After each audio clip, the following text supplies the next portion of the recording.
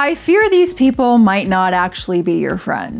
You can't sit with us! First story, my best friend is selling the project car that we built together to take his girlfriend to Bali. I am absolutely losing my mind right now, and I just need to vent before I do something stupid that I permanently regret. For the past 8 months, my best friend and I have been building a project car in his garage. It started as a completely stripped, beat up chassis. What the hell's that? I am the one with the mechanical knowledge, so I did 90% of the actual heavy lifting, building the engine, sorting the wiring, installing the suspension, everything. On top of that, I funded about 80% of the parts because he was short on cash, but promised that we would split the profit 50-50 when we flipped it, or just keep it as a track toy. Because it was his house and his garage, we registered the chassis. I don't know, what the hell's that? Chassis? We registered it in his name just to make the initial towing and paperwork easier. Huge mistake, huge. The build is finally finished. It looks incredible, sounds insane, and the performance is top tier. Yesterday, he called me out of nowhere and told me a buyer offered him a massive cash deal for it, and he accepted. I was hyped at first, thinking about our payout.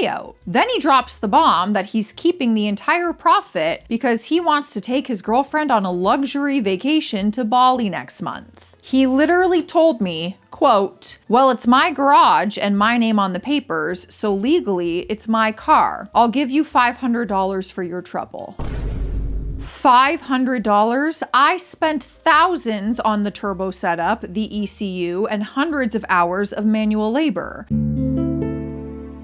I literally have grease permanently stained under my fingernails from building this vacation fund. I don't even know what to do. Legally, I know I'm probably screwed because there's no written contract, just text messages. I feel completely betrayed by someone I considered a brother. Definitely not your friend. We're going to the comment section. Someone said I would definitely let him know that you are planning to seek legal action. Before buying his tickets to Bali, you recommend that he consult with an attorney because he will owe you a lot more money than he realizes. OP said, that's a brilliant point about warning him before he drops all the cash on tickets. I'm honestly terrified of the confrontation because he thinks he completely holds all the cards right now, but maybe mentioning a legal consultation will make him sweat a little bit. Next comment, a build like that should be documented with videos, Facebook posts, anything. If you spent money, get the receipts. Sue him. That's real money and it will be taken seriously. OP said, I actually do have a ton of videos and photos on my phone from when we were doing the engine swap, and I paid for the turbo kit on my card, so the bank statements are there. But can I actually sue someone if the car registration is entirely in his name? I am so stressed out, I don't even know how small claims court works. Same. That's why I'm in the comment section. Someone said, go to small claims, then get a new friend. Also, draft a bill for your hours put into it at a fair standard rate to include in your claim. He wrote back and said, drafting a bill for my manual label hours is an incredible idea. If I count up every weekend and late night I spent rebuilding the top end and doing the wiring, even at a basic hourly rate, it easily totals thousands. Adding that to the receipts for the parts should make the claim airtight. Thanks so much. I could not read this update faster.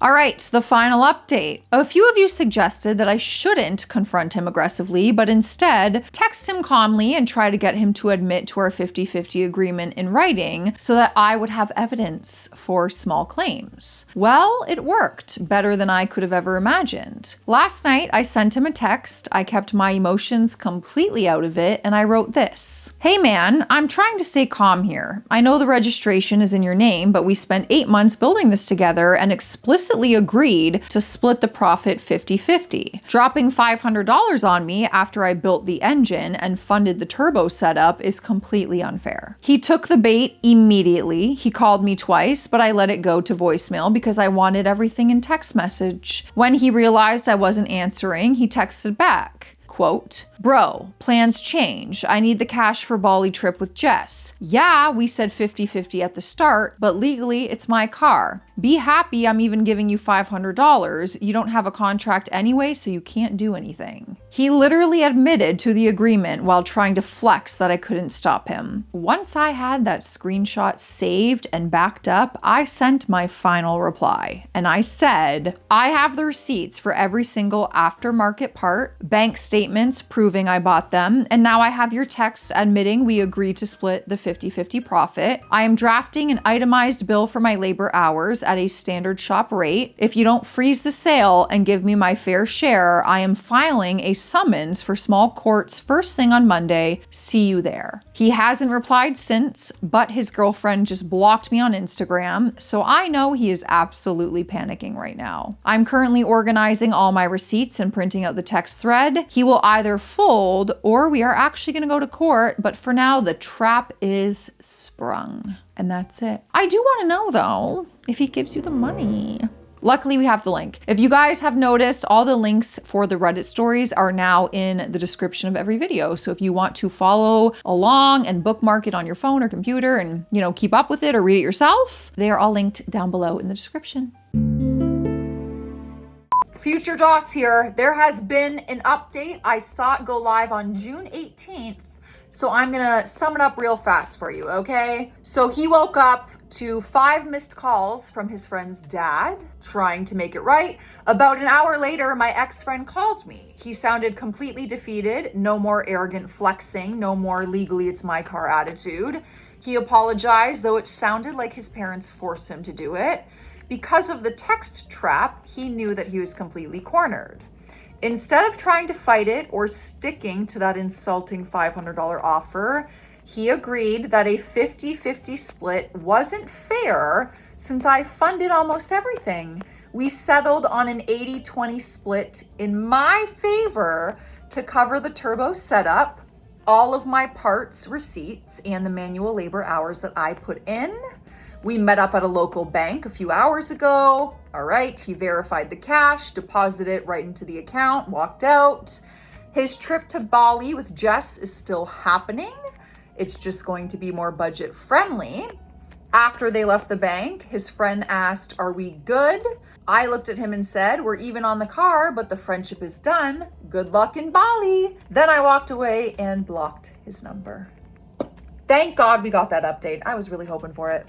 Next story. Am I the jerk for wanting to cut off my friend after she accused my boyfriend of showing off by paying for my birthday dinner? Ugh, is this really the drama that people deal with? I would not have the energy or the patience for that. It was my birthday and I wanted to celebrate it only with the girls. I had a boyfriend and we talked beforehand. I told him that if he felt comfortable, he would come and sit with us. However, he said that we would celebrate together, just the two of us later, and I should enjoy my time with my girls separately. I said, of course, babe, no questions, perfectly fine. And so the day came. There were 5 of us in total, including me. We ordered mains, appetizers, cocktails, and we had a great time. When we were already supposed to leave, my boyfriend walked into the restaurant by himself. He said hello to everyone and asked me if we were finished. I said, yes, babe, we are done and we are about to get ready to go. He said, okay, I will go then and close the check and you guys go get ready. I will help carry the gifts and flowers to the car. I said, okay, and he went to go pay the bill. My friends and I drank the last sips of our cocktails and started getting ready slowly. Just as we were leaving, my boyfriend came up to take the boxes. Suddenly, one of my girlfriends, Kira, said to him, so did you want to show off in front of us like this? Someone is a bit too cool. I didn't really understand this, so I said, Kira, let's step aside and talk because I didn't quite understand your question. My boyfriend apparently didn't hear this either, or it just kind of passed him by. He just took those boxes and carried them to the car. He didn't even turn around. When we stepped outside, I asked her what she meant. She said, listen, I have nothing against you or your young man. The fact that he closes the check on your birthday is actually basically normal. But why is it necessary to say this in front of all of us? I told her I didn't think it could hurt anyone and I really didn't want to show off. Plus, they all know that my boyfriend closes checks for me in many places and gives me gifts. We've been together for 3.5 years already. It all happens openly. Why is she saying such things? She replied, it's good that he didn't name the amount in front of us at least. I told her she understood everything wrong and it honestly wasn't like that. She then admitted that for her, it looked exactly like that since she is a single and doesn't have a boyfriend like him. Now I'm overthinking her words. It feels like she's just projecting her own loneliness and jealousy onto my relationship. I am honestly thinking about distancing myself and cutting back on our communication because her comment felt toxic and ruined my birthday mood. Am I the jerk for wanting to minimize contact with her over this, and what should I do?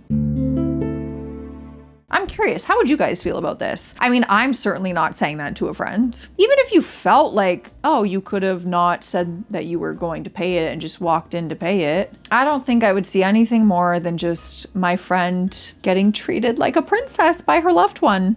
I don't know. I did not get that impression at all by that story. We also don't know. We're not there in person. We're not seeing the relationship all the time, but that would not stand out to me as like, oh, he really wanted to show off by saying he was going to pay the bill. Either way, you would have found out he paid the bill. You know what I mean? If he went in silence and paid and didn't say anything when your bill came, it would have been found out that he paid the bill regardless. So I don't know. All right, final update for the story. I would like to share the news with you that we completely stopped talking with Kira. We had a phone call with her. She even saw the post that I wrote, but she also stood her ground, so there was nothing more to discuss. I said that we are ending our communication. Very strange feelings, to be honest, but everything happens the way it's supposed to happen. That just feels like the most bizarre way for a friendship to end. Like, so unnecessary. We really couldn't have worked that out. It all just feels so silly. Enough of the silliness. Next story. Am I the a-hole for getting my ex-friend banned? I, 30 non-binary, and B, 30 female, are part of the same community and hobby. The community is rather small where we live, and not that many meetups are held scattered around the country. It is usually the same people hosting in their private homes. That means that even after she ended our friendship, it was very likely that she would also show up to some of these meetups, which I thought would be fine as long as I was aware that she would be there. Now, let me rewind to 6 months ago. This was the first time we both were going to meet up since our friendship ended. I had not seen or spoken to B in over a year. I had been told that she's going to be there. I thought it would be fine. I asked if she could arrive 15 minutes before the meetup started, only to be told that B had asked if she could arrive an hour earlier just to be there before me. All right, I bit the bullet and I just ended up arriving on time. I did everything I could in behaving as politely as possible. I said hi, sat down, nothing. B wouldn't even acknowledge me. Okay, fine, I thought to myself. Whenever I would talk to anyone in her direction of the table, she would look away or stand up to go to the kitchen. In my opinion, she acted very childish and like a snob. I tried not to let it bother me and just focus on having a good time with the other people there. B eventually left early, and not long after she did, I broke down. I couldn't fathom how unpleasant she had behaved, that she couldn't at least say hi and moved on. I had, for her sake, not told anyone the full story because obviously she was still allowed to be in this community even if we weren't friends anymore. So I had just told people that she had ended our friendship, and this was the first time I saw her since the breakup. Now fast forward to a month ago, another meetup hosted by the same people. I had told them that if B was going to be there, I wouldn't come because I couldn't handle seeing her behave this way once more. They said they understood, but as for now, she was only a maybe. The host ended up closing the admission before B could change her answer, which meant that she would not be there. This meant, obviously, I was going. It was great actually being there without having the fear of her showing up, but I had a great time with the rest of the people there. As time moved on, the topic started to drift to people that are banned from attending, at least when these people are hosting. I jokingly asked, can we put B on that list? Honestly, it wasn't a joke, but I would understand if they said no. Then the topic shifted to B. The host said that B had actually been texting them, and the last time when B was there an hour early, B had told them her side of the story, speaking rather ill of me. They also said that B had otherwise avoided speaking with them at these meetups, which they also found strange, and ended up saying they didn't like B's behavior either.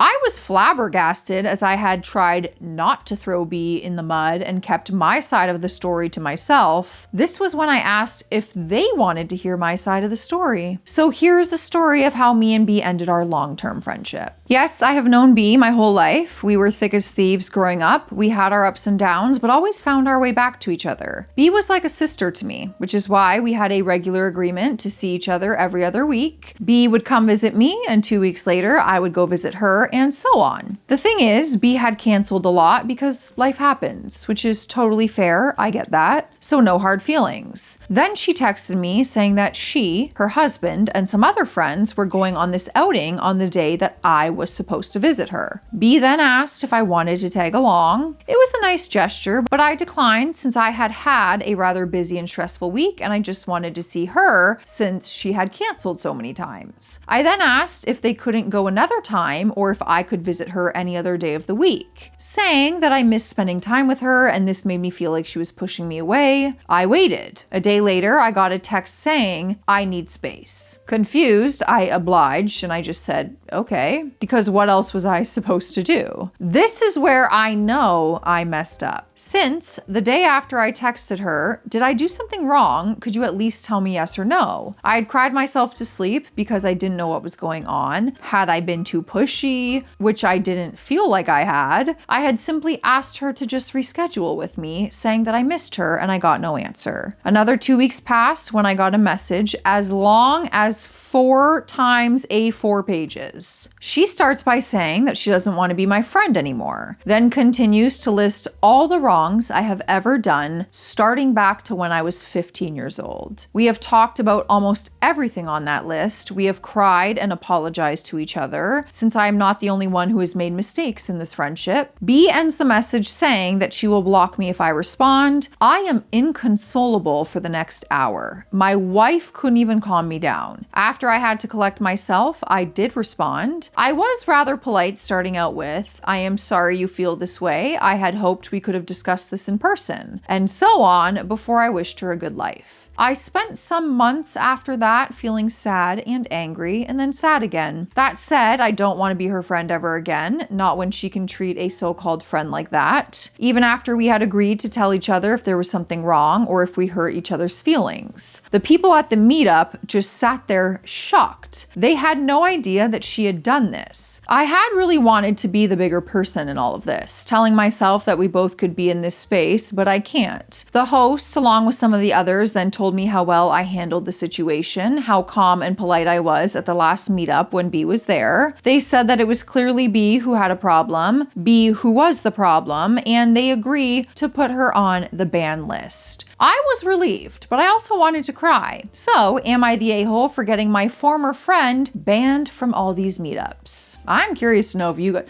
You know what I really want to know? What I want to know the most is what B's version of the story is. What is she going around saying that you did that she ended the friendship? The list of things you guys have already worked through all the last 15 years? Like, don't you just want to know? I got to know! Honestly, I would love to know what all my exes have said out there. Like, what are y'all saying? What's your version of events that you told all your friends and family? It's laughable, I'm sure, but it's just, I'm so curious. Like, tell me. I do know one because like it got around through mutuals and stuff, and I'm like, bizarre, but sure, whatever you want. We do have some more drama, but first we're gonna hydrate. Drink your water. I'm drinking ginger and lemon tea. I'm almost done. Kind of looks like urine. Cheers to that.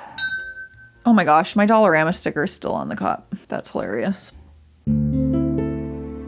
Next story. I, 33 female, just discovered the last 36 hours that my best friend, 33 male of 20 years, is a pathological liar and his entire life is farce. How do I even begin to approach this? Yesterday morning, I was messaged by a mutual friend, Sam, 34 female, expressing concern for our buddy Dylan, 33 male. We all went to school together, then moved apart. Sam and I don't talk, but we're friends on social media, and Dylan will mention us to each other now and then in the way that anyone would mention their friends in passing. I had also began to worry about Dylan lately and had planned to reach out to Sam myself, but she beat me to it. He's always been flaky flaky and bad at keeping plans, and he has said stuff in the past that I've known wasn't correct, but it was never a big deal. Like he would contradict a story that he told me previously, but it was always small enough that it didn't bother me and I would just humor him. I mean, people exaggerate for effect sometimes. It's not the end of the world, but it's been getting more and more the last few weeks, and I've begun to wonder if it's a medical concern. He has been erratic, confused, forgetting things, and just acting odd. Sam had the same feeling. However, as we started to talk about our worries, we realized stuff wasn't lining up. There were things that he had told me and not her, and vice versa, or different versions of the same story. We started digging deeper and realized the lies stretch back at least 10 years that we know of. The lies range from the city he lives in, his job, his finances, to marriage, abuse, and also cancer. He told me that he eloped with his partner and got married. He told Sam nothing of this. We reached out to some old friends who neither of us are in touch with, but knew that he was, and turns out they all distanced themselves from him when they realized they were getting different stories, but none of them knew the depths of it. It was odd and frustrating that I never met the partner, but not outside the realms of reality because we live in different countries and they do both travel for work, and I don't have much money or time to go gallivanting. Same with Sam, she lives in South Africa, so similar experience. We had spoken to the husband on a different phone number and everything seemed legit. He had candid photos. We've now realized that they were deep dive pictures from the internet. Classic.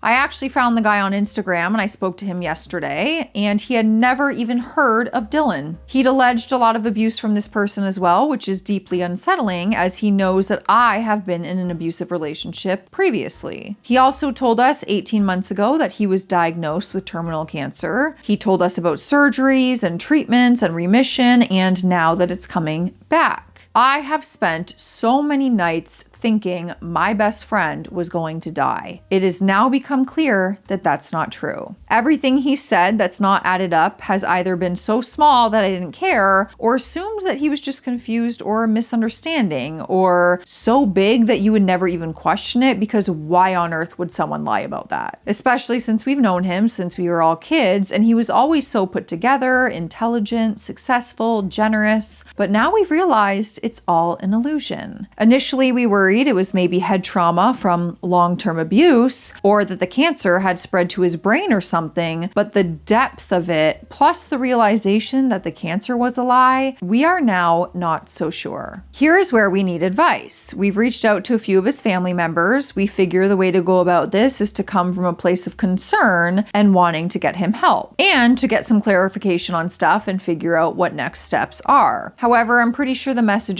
have gone into message requests and they've not been notified, as none of them have even been read. We don't have any other contact details for his family members, and the people in his life that he speaks to about, we don't know who they are. They will just be referred to by first name. I've been avoiding him all day after he had a, quote, medical emergency, but wouldn't let me speak to anyone else there, and I just needed the space to figure this out. We have been figuring out more and more stuff today, but what do we do if his family doesn't respond? Neither of us are confrontational, and we both still care and want him to get help, even if we can't continue to be his friend once that he's accepted the support. We can't abandon him. Also, if his family does respond, how much do we reveal? One of the other things we're not certain about was an infant passing away, and we don't know how to go about finding that out, if at all. My life has truly been blown up the last day, and I just feel lost and sad, and neither Sam nor I know what the F to do in this bizarre situation. I ain't got no advice. All right, so we have our first update, and it came later that day. We managed to get in touch with a family member yesterday named Charlie, and Sam and I both spoke to them. According to Charlie, the family has been aware of his lies for his whole life, but had no idea the extent of it. They were really sad to hear how deep it's all gone, but they were able to verify our concerns. Sadly, the infant passing away was true, but that's pretty much the only thing that was. We now know 100% he lied about his job, where he lives, his partners, his cancer, being abused, and a bunch of other medical issues. We really don't know who this person is. 20 years and none of it has been real. I'm glad that Charlie got back to us because despite all the advice saying so, I don't think I could have just walked away without alerting someone definitely in his life. Sam and I have discussed it, and as a few of you have said, we are not going to be the ones to fix this. A confrontation will do nothing but make it worse. We've decided to both slowly fade our respective friendships with him and let his family take over. Charlie said they're going over to see his mom today just by coincidence, so they will discuss with her and let us know the outcome. So yeah, really sad. We do have a final update, and I'm hoping it's happier because how bizarre to think that you knew someone for 20 years and everything was a lie. You lied to me. You're a liar. Final update. Sam, his other best friend, and I have decided to fade away, but even in the space of just a week, he increased the intensity to a point that I couldn't take it anymore. I was initially just replying once a day to messages that weren't even to do with the lies, but with Sam and I both doing it at the same time, I guess he kind of felt the shift. Also, his ex-husband, aka the guy he stalked but never met, blocked him on Instagram after I gave the Instagram handle for his own safety. So he obviously started to panic, and about a week after all this happened, I woke up to 20 deleted messages. We've spoken about this before. It's one of the only things I'd ever come close to having to go at him about. It makes my anxiety go haywire, and I can't handle it. He apologized and told me the deleted messages were because a third party had told him that his mom was having a heart issue, and he freaked out for 2 hours, then discovered it was a lie. So he wanted to murder the C word who told him that he hates people. What? That just broke me. First of all, I saw the first 10 messages before I went to sleep in my notifications bar, but I didn't open them. It was him talking about jewelry he liked. Second of all, are you effing kidding me? He's been lying to me about having terminal cancer for 2 years. I decided I had to get out firmly. I sent a long message explaining that I know everything and that it hurt me beyond belief. I said that I wouldn't tell him how I found everything out, but that I knew it all and I hope he can get help, but I can't stick around while he does. He read it immediately, but I blocked him before he could reply on all platforms. Immediately, I felt a weight lifted, and for a week and a half, I was sad, and other aspects of my mental health have been affected by it, but I at least felt relief to be away from it all. Sam hadn't heard from him either, so in my head, I was picturing him being like, oh my gosh, they found out. I was so far off. Turns out I blocked him on WhatsApp, Facebook, Instagram, but forgot that just regular old texts are a thing. Hello? I got a message from him the other day saying he knows it was Sam who poisoned me against him, that he's done with her and doesn't even care about her, that I'm scum for dropping him and not talking to him about everything. The kicker is he doubled down on everything. Since he clearly didn't realize I had spoken to multiple people other than Sam, he said that she was lying and that everything he said was true and that he had never, ever lied. He said that I was incapable of having a conversation about the real world. I ignored it. But I have been keeping in touch with his family and Sam through all of this, and we've all been updating each other, so they have all seen it. Funnily enough, after all the stuff he said about Sam, he then tried to call her multiple times, begging her to talk to him. I got a message from his sister-in-law yesterday saying that his brother has spoken to him and informed him that we have all been in contact with each other and everyone knows everything. Apparently, it didn't go well. I don't know exactly how. They hope it's the first step to getting him help, though. Yeah, I mean, I just hope genuinely that he gets the help he needs, because for him, living life in lies has to be miserable. You're not living a real life. It's not authentic. Nothing. Any conversation you're having or any feelings you're having about relationships and situations that aren't even real. Yeah, I think he definitely needs help. And I agree. I hope this is the start to a better ending, but there is no update. So that's all we got. Let me know your thoughts on all this, you guys. Stay classy out there. Stay sassy. I'll see you tomorrow.